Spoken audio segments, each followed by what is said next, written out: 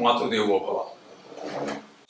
ఈ రోజున 21/1/2024 నుండి 27/1/2024 వరకు కన్యా రాశి వారి యొక్క గోచార ఫలితాలు ఏ విధంగా ఉన్నాయని తెలుసుకునే ప్రయత్నం చేద్దాం.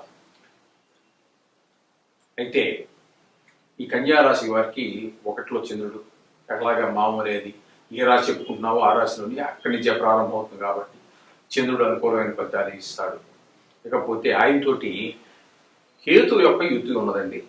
కేతుతో యుద్ధి ఉండటం అంత ఫలితం సుఫలితాలు ఎవరో ప్రత్యేకించి కేతువుని గురించే మనం చెప్పుకోవాలి అంటే కేతువు 1లో కేతువు శుభ ఫలితాన్ని ఇవ్వజాలడండి. అది మన శరీరానికి సంబంధించినటువంటి కొంచెము అనారోగ్యాలు కలిగేటటువంటి అవకాశం మనకి ఉంటుంది. మనకే, కుటుంబ సభ్యులు కాదండి, మనకే శరీరానికి కొన్ని గాయాలు కావచ్చు, కొంత జ్వరము, లేకపోతే ఇట్లాంటి చిన్న చిన్న జలుబు జబ్బు ఇట్లాంటివి ఏమైనా అనారోగ్యం చేసేటువంటి అవకాశాలు మనకి కేతు ద్వారా లభిస్తూ ఉంటాయి, జరుగుతూ ఉంటుంది. ఇక చతుర్థంలోకి వచ్చినట్టయితే కుజ శుక్ర బుధులు కలిసి ఉన్నారు. అయితే ఈ చతుర్థంలో కుజుడు శుభ ఫలితాలను ఇవ్వజాలడు, అలాగే శుక్రుడు కూడా సుఫలితాలు ఇవ్వజాలడండి. తద్వారా శుక్రుడు వల్ల కుజుడు వల్ల మనకు వచ్చేటటువంటి ఈ శుభ ఫలితాలు ఏవైతే ఉన్నాయో అవి మనకు రావు. శుక్రుడు వల్ల అంటే మనం భూమి కొనుగోలు విషయాల్లో కావచ్చు, లేకపోతే గృహం కొనుగోలు విషయాల్లో కావచ్చు, అట్లాగే కుజుడికి సంబంధించినటువంటి ఏ మనకి కారకత్వాలు ఉన్నాయో అవన్నీ మనకి సుఫలితాలు ఇవ్వవు. అలాగే శుక్రుడు వల్ల కూడా మనకి వచ్చేటటువంటి సుఖాలు, ఇంట్లో సుఖాలు ఏవైతే ఉన్నాయో ఆ సుఖ ఫలితాలు కూడా మనకి ఇవి సరి అయినటువంటి విధంగా రావు. అలాగే వాళ్ళతో పాటుగా బుధుడు చతుర్థంలో ఉన్నాడు. ఆ బుధుడు మాత్రము మనకి శుభ ఫలితాలు ఇవ్వడానికి సమర్థుడు. ఆయన మన బుద్ధి సరి అయిన పద్ధతిలో ఆలోచించటము, అలాగే వృత్తి వ్యాపారాల్లో కాస్త ఒక అడుగు ముందు పడటము, అలాగే ఆ ప్రదేశంలో ఆ వృత్తి, అది జాబ్ కావచ్చు, వృత్తి కావచ్చు, వ్యాపారం కావచ్చు, ఏదైతే అదే వ్యవసాయం కావచ్చు, ఏదైనా సరే అక్కడ ఆ బుధుడి వల్ల మనకి శుభ పరిణామాలు, శుభ ఫలితాలు కలుగుతూ ఉంటాయి. అలాగే ఆ పంచమంలో రవి ఉన్నారండి.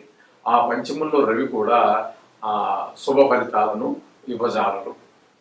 అక్కడ ఎందుకంటే 5వ స్థానంలో, అదే మన పుత్రుల విషయంలో కావచ్చు, పూర్వపుణ్యాపంలో అట్లాంటివి వాటిలో కానీ పిల్లలు చెప్పిన మాట వినకపోవటము, ఇట్లాంటివి మనకి మనసు దేవుడి మీద పెద్దగా లగ్నం కాకపోవటం అనేటటువంటి కొన్ని కార్యక్రమాలు జరుగుతూ ఉంటాయి. రవి వల్ల ఫలితాలు వస్తూ ఉంటాయి. ఇకపోతే షష్టమంలో మనకి శని యొక్క సంచారం జరుగుతుందండి. ఈ షష్టమంలో శని సంచారం స్వస్థానం అవటం ఒక కారణం అయితే, షష్టమంలో శని యోగ కారకుడు అవటం వల్ల ఆయన చాలా బాగా మనకి ఫలితాలు, సుఫలితాలు ఈ వారం అంతా మనకు కలగజేస్తూ ఉంటారు. ఆయన ఈ అనారోగ్య సమస్యలు కానీ, రుణాలు, అప్పులు మనం ఎవరికైనా ఇచ్చుకున్నట్టయితే వాళ్ళు మనని పెద్దగా ఇన్నాళ్ళు వేధించినా కూడా ఈ వారంలో వాళ్ళు మనం పెద్దగా వేధించకుండా మన ధనాన్ని మనకి వాపస్ చేసేటువంటి అవకాశం ఉంటుంది. అలాగే మనకు అవసరపడి ఎవరినైనా అడిగినా కూడా వారు కూడా పెద్దగా మనకి కండిషన్స్ పెట్టేసి 4 సార్లు తిప్పుకోకుండా కాస్త మనం అడిగిన రుణాన్ని వాళ్ళు ప్రొవైడ్ చేయడం, అంటే ఇవ్వడం, ఇట్లాంటివన్నీ జరుగుతూ ఉంటాయి. ఇకపోతే సప్తమంలో రాహు అండి. సప్తమంలో రాహు కూడా అంత శుభఫలితాలు ఇవ్వజాలరు. మన కుటుంబ సభ్యులతోటి, ముఖ్యంగా భార్యతోటి, పిల్లలతోటి కొంచెము మనస్పర్ధలు రావటము, మాట అనుకోవటము, లేకపోతే వాళ్ళు మన మాట వినకపోవటము, ఇట్లాంటి కొన్ని అశుభ కార్యక్రమాలు జరగడానికి, అంటే అశుభ ఫలితాలు ఇవ్వడానికి రాహు సమర్థులవుతూ ఉంటాడు. అష్టమంలో గురువు ఉన్నారని, అష్టమంలో గురువు కూడా అంత మనకి శుభ ఫలితాలు ఇవ్వజాలరు ఆయన కూడాను. అందుచేత ఈ అష్టమానికి సంబంధించి, గురువుకు సంబంధించి ధనం రావటం కానీ, ఒక మాట విషయంలో కానీ, కుటుంబ విషయంలో, అన్ని విషయాల్లోకి కూడా గురువు యొక్క పాత్ర ఉంటుంది. కాబట్టి గురువు కూడా మనకు సుఫలితాలు ఇవ్వరు. మొత్తం మీద చూడగా మనకి ఇందులో 3 గ్రహాలు మనకి అనుకూలమైన ఫలితాలు ఇస్తూ ఉంటే, ఒక మిగతా 6 గ్రహాలు మాత్రం మనకి కొంచెం అననుకూలమైనటువంటి ఫలితాలు ఉంటాయి. దీని గురించి కంగారు పడాల్సిన పని, ప్రతిసారి చెప్పుకుంటున్నదే, కంగారు పడాల్సిన పని ఏం లేదు. ఈ విధంగా 3 గ్రహాలు మాత్రం మనకు అనుకూలమైన ఫలితాలు ఉన్నాయి.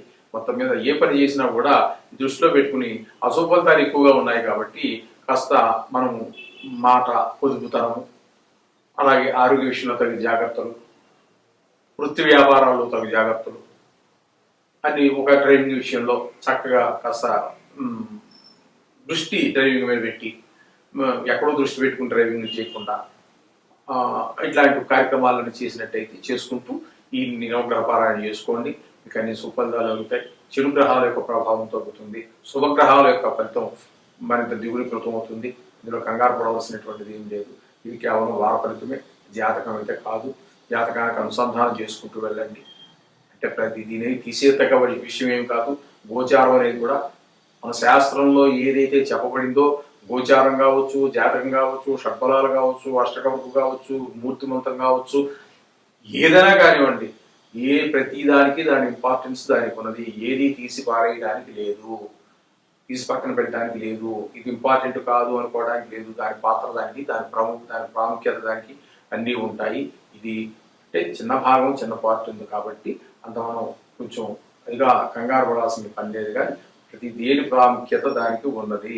మూర్తి మంత్రాలు ఇవన్నీ కూడా చక్కటి వాటి ప్రభావాలు ఉంటాయి. అంచేత మనం చెప్పినటువంటి రెమెడీ నవగ్రహాలు అనేటటువంటి వదలమాకండి. దేవుడి పూజ అంత ఇంపార్టెంట్గా చేసుకుంటాము. ఈ నవగ్రహాల యొక్క స్తోత్రం కూడా రోజు చదువుకోవడం అనేది అంతే తప్పనిసరిగా చేసుకోండి. మీకు నవగ్రహ ప్రభావం, దుష్ప్రభావాలు పోతాయి, తగ్గుతాయి. శుభ ఫలితాలు బాగా రెట్టింపు అవుతాయి. అన్ని విధాలుగా మీకు చక్కగా మంచి ఫలితాలు ఉంటాయి.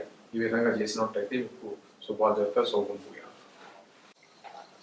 ఈరోజు 21/1/2024 నుండి 27/1/2024 వరకు తులారాశి వారికి గోచార ప్రభావం ఏ విధంగా ఉంటుంది అనేటటువంటి దాని గురించి మనం ప్రస్తుతం తెలుసుకునే ప్రయత్నం చేద్దాం.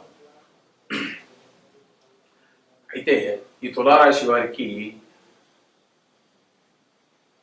రాశిలోనే చంద్రుడు, మనం ప్రతిసారి చెప్పుకున్నట్టుగానే చంద్రుడు ఎలాగా యోగగా ప్రయోగుతాడు ఏ రాశికి చెప్పుకున్నప్పటికీ కూడా.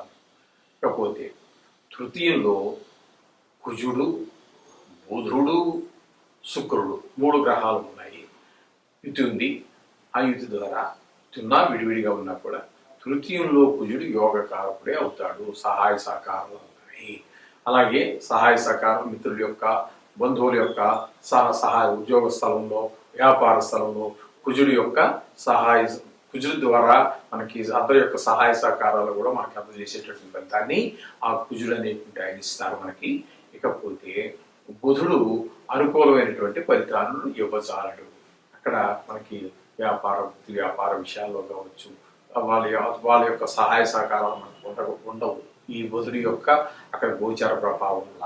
అలాగే శుక్రుడి యొక్క తృతీయ స్థాన చలనం వలన కూడా మనకి శుభమైనటువంటి ఫలితాలు రావు.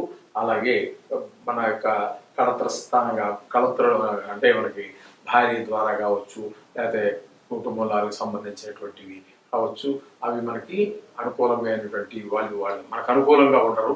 మనం చెప్పిన మాట కొంచెం పెట్టడం జరుగుతూ ఉండొచ్చు. అలాగే మనం అనుభవించవలసినటువంటి సుఖాలు కూడా మనకి కొంచెం అందుబాటులోకి రావు, అమల్లోకి రాకుండా కొంచెం మనం ఎంతో సుఖం అనిపిద్దాం అనుకున్నామో అన్నీ ఉన్నా కూడా ఆ సుఖాలు మనం అనిపించలేకపోవచ్చు. ఆయన యొక్క తృతీయ స్థాన చలనం వల్ల ఆ విధంగా జరుగుతూ ఉంటుంది. అలాగే చతుర్థంలో రవి ఉన్నారండి.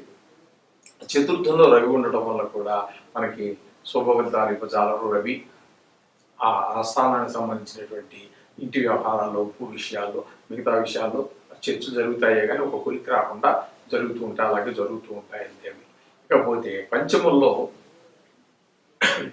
శని యొక్క సంచారం జరుగుతోందండి. పంచమంలో శని సంచారం స్వక్షేత్రమైనందున కొంతవరకు పర్వాలేదు, కానీ అక్కడ కూడా ఆయన శుభఫలితాలను ఇవ్వజాలరు.